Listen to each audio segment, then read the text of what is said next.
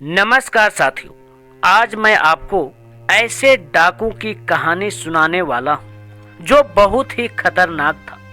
लोग उनके नाम से कांप उठते थे। वह जंगल से गुजरने वाले राहगीरों को मारकर उन्हें लूट लेता और फिर उनकी अंगुलियां काटकर अपने गले में पहन लेता था।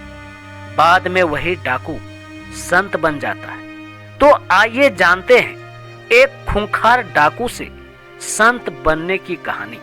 मित्रों, प्राचीन काल में मगध राज्य में एक खूंखार डाकू हुआ करता था।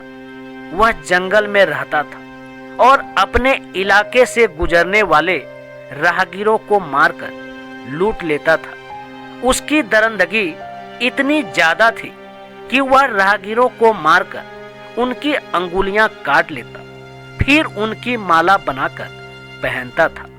इसी वजह से लोग उसे अंगुली माल डाकू कहते थे। अंगुली माल का इलाके में बहुत खौफ था। एक बार गौतम बुद्ध अपने शिष्यों के साथ उस राज्य में विहार कर रहे थे। घूमते घूमते वे एक गांव में पहुंचे और रात्रि विश्राम किया। वहां के लोगों में एक अलग तरह का खौफ था। जब बुद्ध ने उनसे डरने की वजह पूछी तो उन्होंने कहा कि हमारे पास के जंगल में अंगुली माल नाम का एक खूंखार डाकू रहता है। वह लोगों को बहुत बेरहमी से मार डालता है। आसपास के गांवों के कितने ही लोगों को वह मार चुका है। बुद्ध ने श्रावकों से कहा कि वह उस खूंखार डाकू से मिलना चाहते हैं। तब लोगों ने बुद्ध को उसके पास जाने से मना कर दिया। उन्होंने कहा कि उसके सामने जो भी आता है वो उसे छोड़ता नहीं। आप क्यों अपनी जान जोखिम में डाल रहे हैं? मगर बुद्ध ने कहा कि वह उस डाकू से जरूर मिलेंगे। बुद्ध की यह जिद देखकर उनके शिष्य भी भयभीत हो गए। फिर बुद्ध अकेले ही जंगल की ओर निकल पड़े। अंगुली माल की दूर से उन पर नजर पड़ गई। वह भी सोचने लगा कि इस जंगल में 50-100 लोग भी एक साथ आने से डरते हैं और यह सन्यासी अकेला चला आ रहा है। आखिर क्यों? अंगुली माल तुरंत गौतम बुद्ध के पास तेजी से दौड़कर पहुंचने लगा। बुद्ध ने अंगुली माल को देख लिया मगर कोई प्रतिक्रिया नहीं दी।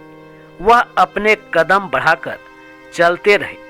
यह देखकर अंगुली माल रुक गया। अंगुली माल का चेहरा बहुत डरावना था। उसने गले में इंसानों की कटी हुई अंगुलियों की माला पहनी हुई थी। उसकी आंखों में वहशीपन झलक रहा था मगर बुद्ध के चेहरे पर बिल्कुल भी डर का भाव नहीं था। अंगुली माल ने बुद्ध से कहा कि हे सन्यासी, तुम्हें मुझसे डर नहीं लगता क्या? मैंने ना जाने कितने ही लोगों को मौत के घाट उतारा है। मेरे गले में लटकी यह माला इस बात की गवाह है। बुद्ध ने बड़ी शालीनता से उसका उत्तर दिया। उन्होंने कहा कि तुझसे भला मैं क्यों डरूं? यह बात सुनकर अंगुली माल का क्रोध और बढ़ गया।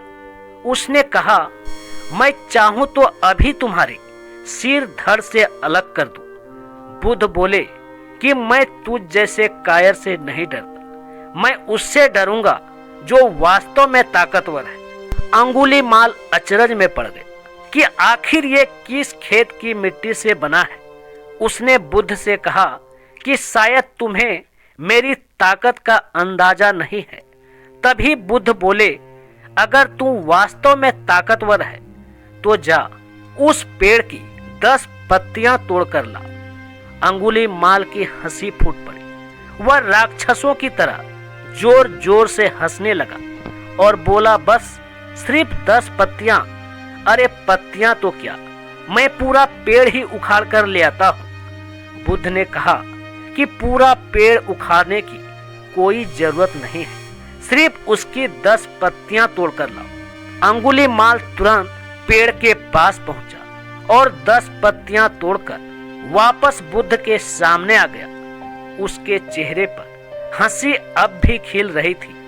अब बुद्ध ने बोला कि जाओ, इन पत्तियों को जहां से तोड़ा है वहां वापस जोड़ दो। अंगुलीमाल की हंसी अचानक गायब हो गई। उसने कहा, यह कैसे हो सकता है?